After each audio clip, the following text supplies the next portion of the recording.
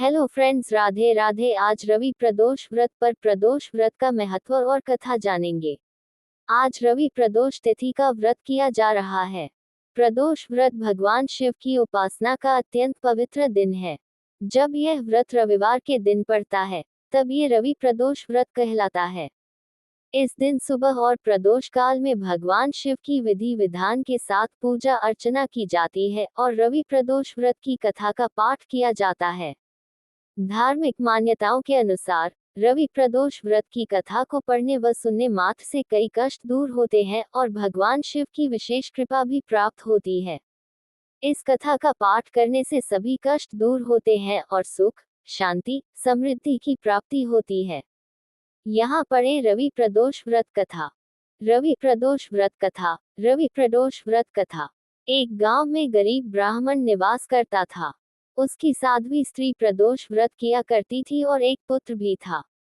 एक समय की बात है, वह पुत्र गंगा स्नान करने के लिए गया हुआ था। दुर्भाग्यवश रास्ते में चोरों ने उसे घेर लिया और वे कहने लगे कि हम तुम्हें मारेंगे नहीं, तुम अपने पिता के गुप्त धन के बारे में हमें बतला दो।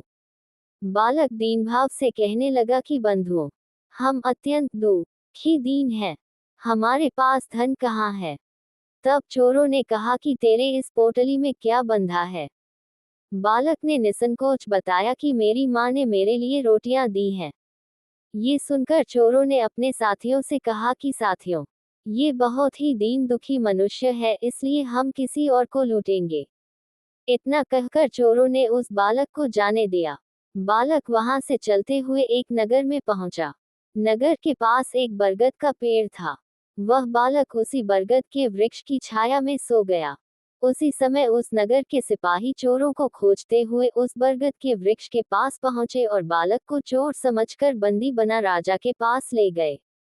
राजा ने उसे कारावास में बंद करने का आदेश दिया। ब्राह्मणी का लड़का जब घर नहीं लौटा तब उसे अपने पुत्र की बड़ी चिंता हुई। अगले दिन प्रदोष व्रत था। ब्राह्मणी ने प्रदोष व्रत किया और भगवान शंकर से मन ही मन अपने पुत्र की कुशलता की प्रार्थना करने लगी। भगवान शंकर ने उस ब्राह्मणी की प्रार्थना स्वीकार कर ली। उसी रात भगवान शंकर ने राजा को स्वप्न में आदेश दिया कि वह बालक चोर नहीं है, उसे ब्रह्म मुहूर्त में ही छोड़ दे, अन्यथा तुम्हारा सारा राज्य वैभव नष्ट हो जाएगा। सुबह राजा ने शिवजी की आज्ञानुसार बालक को कारावास से मुक्त कर दिया गया। बालक ने अपनी सारी कहानी राजा को सुनाई। सारा वृतांत सुनकर राजा ने अपने सिपाहियों को उस बालक के घर भेजा और उसके माता पिता को राजदरबार में बुलाया। उसके माता पिता बहुत ही भयभीत थे। राजा ने उन्हें भयभीत देखकर कहा कि आप भयभीत ना हो, आपका बालक निर्दोष है। राजा ने ब्राह्मण को 5 गांव दान में दिए, जिससे कि वे सुखपूर्वक अपना जीवन व्यतीत कर सके। इस तरह ब्राह्मण आनंद से रहने लगा। शिवजी की दया से उसकी दरिद्रता दूर हो गई। इसलिए जो भी मनुष्य रवि प्रदोष व्रत को करता है वह सुखपूर्वक और निरोगी होकर अपना पूर्ण जीवन व्यतीत करता है। राजा ने ब्राह्मण को 5 गांव दान में दिए, जिससे कि वे सुखपूर्वक अपना जीवन व्यतीत कर सके। इस तरह ब्राह्मण आनंद से रहने लगा।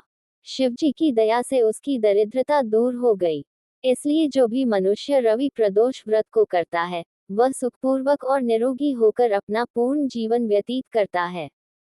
आज रवि प्रदोष व्रत पार शिवलिंग पर जरूर चढ़ाएं ये 5 चीजें। गुड़ मिश्रित जल। रवि प्रदोष के दिन तांबे के पात्र में शुद्ध जल भरकर उसमें थोड़ा सा गुड़ मिलाएं। फिर इस जल से शिवलिंग का अभिषेक करें। इस उपाय को करने से समाज में मान सम्मान बढ़ता है और सरकारी कामों में आ रही बाधाएं दूर होती हैं। लाल चंदन का लेप। शिवलिंग पर लाल चंदन का लेप लगाना रवि प्रदोष के दिन बहुत फलदायी माना गया है। लाल रंग ऊर्जा का प्रतीक है। कहा जाता है कि ये लेप लगाने से व्यक्ति को शारीरिक कष्टों से मुक्ति मिलती है और आत्मविश्वास में वृद्धि होती है। कनेर के लाल या पीले फूल। भगवान शिव को कनेर के फूल बहुत प्रिय हैं। ऐसे में रवि प्रदोष के दिन लाल या पीले रंग के कनेर के फूल शिवलिंग पर चढ़ाएं। इससे घर की दरिद्रता का नाश होता है और देवी लक्ष्मी का वास होता है। बिल्व पत्र पर लिखें यह मंत्र। 3 पत्तों वाला बिना कटा फटा बिल्व पत्र लें और उस पर ओम लिखें। फिर इसे शिवलिंग पर अर्पित करें। यह उपाय करने से कार्य में सफलता मिलती है। साथ ही भगवान शिव खुश होते हैं। अक्षत और काले तिल। इस दिन शिवलिंग पर अक्षत और थोड़े से काले तिल चढ़ाने से अशुभ ग्रहों का प्रभाव कम होता है और पितृदोष से भी राहत मिलती है। इन बातों का रखें ध्यान। पूजा हमेशा प्रदोष काल में ही करें। पूजन के समय आपका मुख उत्तर या पूर्व दिशा की ओर होना चाहिए। तांबे के लोटे का उपयोग जल चढ़ाने के लिए करें, लेकिन ध्यान रहे कि तांबे के पात्र से दूध न चढ़ाएं।